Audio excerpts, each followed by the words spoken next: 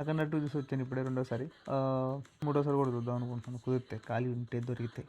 లేదంటే చాలా బాగుంది సినిమా అయితే. సినిమా మటుకు నాకు చాలా బాగా నచ్చింది. సినిమాలో హైందవ ధర్మం గురించి కానీ, సనాతన ధర్మం గురించి డైలాగులు కానీ, హనుమంతుడి గురించి డైలాగులు, శివుడి గురించి డైలాగులు చాలా బాగా రాశారు. అండ్ బీజిఎం అయితే ఇవాళ రేపు ఒకటే కొట్టుడు అనమాట. భయంకరంగా ఏదో అర్థం కావు కూడా కొన్ని లిరిక్స్. ఆ రకంగా బాగుతున్నారు లిరిక్స్ అనేవి.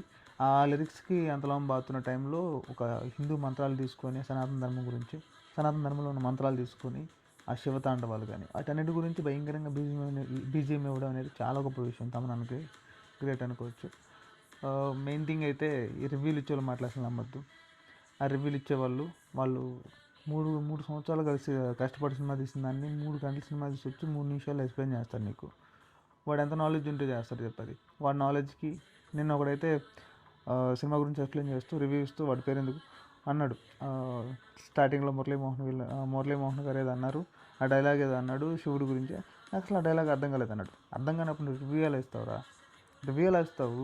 సో వీళ్ళ రివ్యూలు వినొద్దు. సినిమా చాలా బాగుంది. రివ్యూస్ ఇచ్చేవాళ్ళు వీళ్ళందరూ పెద్ద తోపులేం కాదు. సినిమా నచ్చిందా, మీకు చూడాలనిపిస్తే వెళ్ళి సినిమా చూసేసి ఇంటికి వచ్చేసి. జై బాలయ్య.